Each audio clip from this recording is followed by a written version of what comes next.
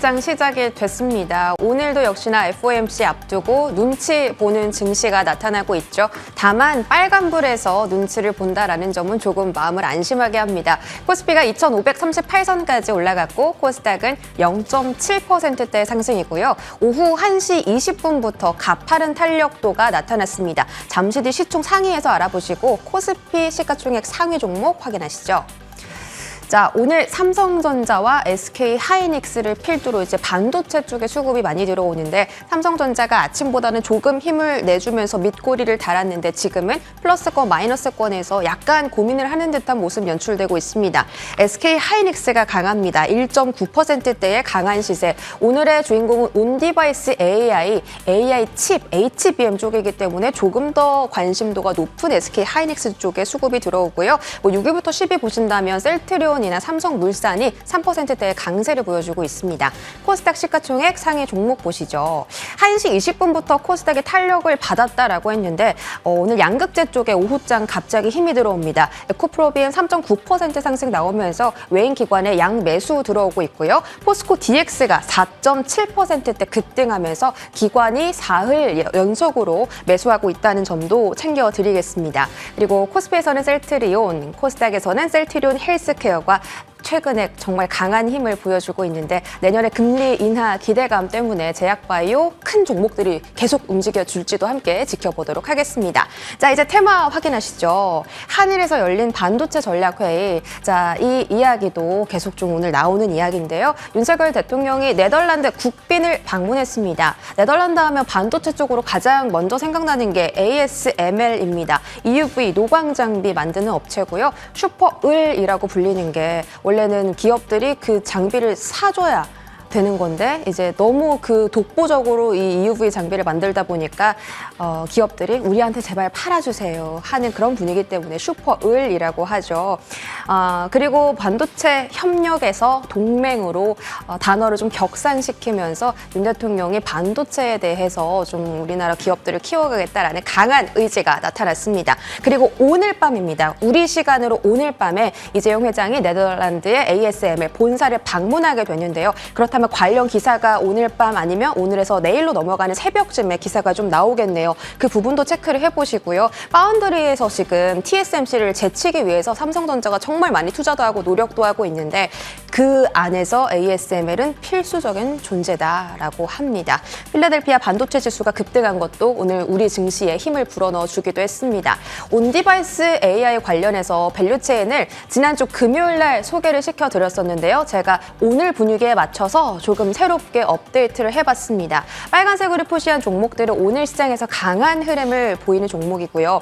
지난주 금요일에는 반도체 설계 지식재산권 관련인 IP 쪽에 좀 강세를 보였습니다. 그런데 오늘은 MPU나 기판 그리고 장비 쪽으로도 수급이 확산되는 분위기죠. 이게 앞으로 온디바이스 AI 체인 안에서 수급이 순환될지 아니면 다른 섹터도 좀 집중을 받을 수 있는 건지 계속 보시면 좋을 것 같고요. 네페스나 SFA 반도체 같은 경우는 MPU 관련주로서 상승세가 정말 강하게 나타났고 제주 반도체가 최근에 가장 흐름이 가파른 종목인데 오늘 오후장에서는 윗꼬리를 달면서 상승분을 반납했습니다. 그런데 그 수급이 다른 종목으로 지금 들어가고 있다라는 점을 확인해 보시면 좋겠고요. 기판에서는 태성 그리고 고영희 리포트가 나오면서 어제 장 오후에서 급등 마무리 지었고 오늘 추가적으로 또 굉장히 강한 힘을 보여주고 있습니다.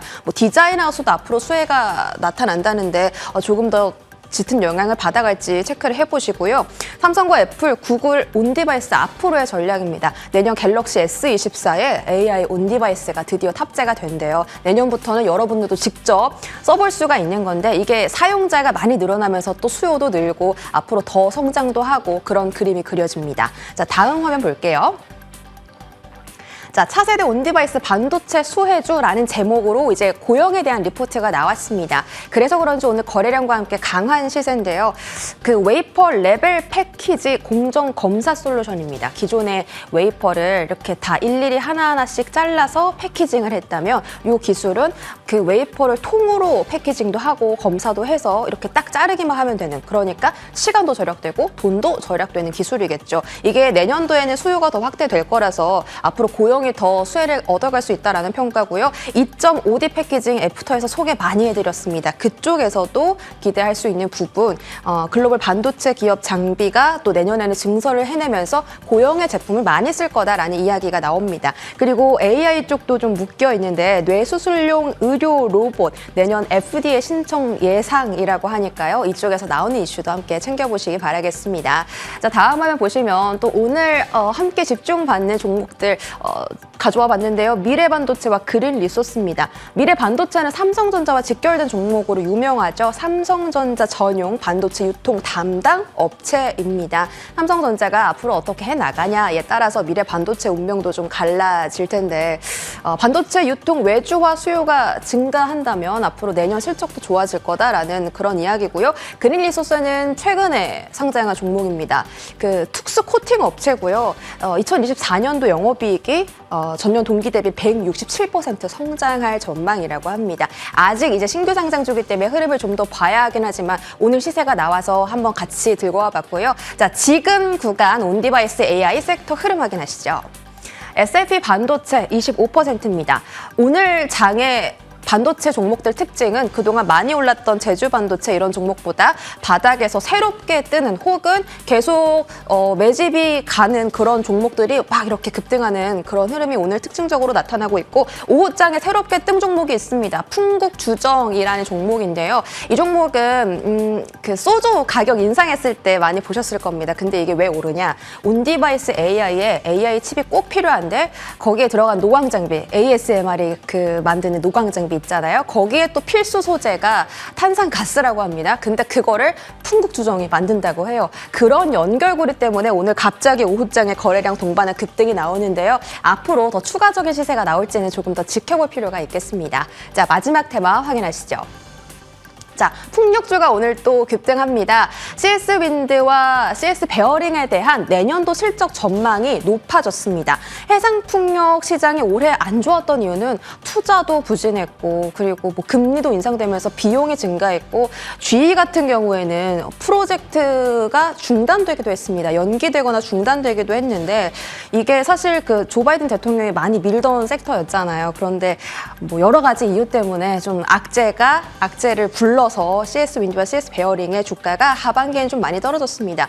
그 전문가들의 리포트 분석을 보니까 이게 내년에 호황기에 접어드는 건 아니지만 바닥을 지금 통과하는 중이라고 하더라고요. CS 윈드가 올해 7월 달에 블라트라는 하부 구조물 기업을 인수를 했습니다. 100% 지분을 인수했어요. 원래는 풍력타워만 사업을 하다가 이제는 하부 구조물 사업도 진출하겠다라는 거죠. 그런데 이 블라트가 내년 하반기 정도에 흑자 전환 예상이 되면서 블라트가 매출을 한 8천억 원 정도 내년에 끌어줄 수 있다고 합니다. 거기다가 세액 공제 효과 1,200억 원까지 더해지면서 앞으로 실적 전망이 좀 좋고요. 조 바이든 대통령이 또 얼마 전에 방문했는데 뭐 내년 대선을 노리고 방문한 건지는 모르겠습니다. 또 다른 풍력주는 SK 오션플랜트입니다. SK 오션플랜트에 대한 분위기가 좋습니다. 앞서서 CS 형제들은 북미 시장의 영향을 상당히 많이 받기 때문에 뭐 북미 정책이라든지 금리 인상이라든지 영향을 많이 받잖아요. 여기는 분위기가 좀 다릅니다. 대만 하일롱 프로젝트의 물량을 수주를 하면서 내년에 실적을 크게 쌓아갈 예정인데 이 대만 라운드 3 프로젝트가 금리 상승에 따라서 뭐 취소가 된다거나 지연될 가능성이 거의 낮다고 해요. 그러니까 CS 윈드와 반대로 리스크가 좀 적은 그런 종목인 거죠. 그리고 국내에서도 지금 해상풍력 사업이 수주가 본격화하고 있는데 안마도 같은 경우는 이번 달에 본계약 이야기 나올 예정이고 신한우이 금일 해상풍력도 내년도에 계약을 따냈다 이런 이야기가 나온다면 SK 오션플랜트 매출에 영향 줄 수도 있겠죠. 삼성증권은 탑픽으로 제시했고요. 메리츠증권 목표 주가까지 체크해 보시기 바라겠습니다. 자, 스탁 한번 보시죠. 자, CS 윈드가 그래도 자리를 잘 지켜줍니다. 보통은 이제 풍력주가 뜨면은 항상 오후장에는 힘없이 무너지는 모습이 연출됐었는데 CS 윈드, 오션플랜트, CS 베어링, 태용 모두 다 오전장에 이끌었던 힘을 오후에도 그대로 유지하는 걸 지금 확인을 하실 수가 있잖아요. 진짜 이제는 바닥에서 탈출할 수 있는 건지 앞으로도 지속적인 체크 해드리도록 하겠습니다. 브리핑 여기까지 전해드렸습니다.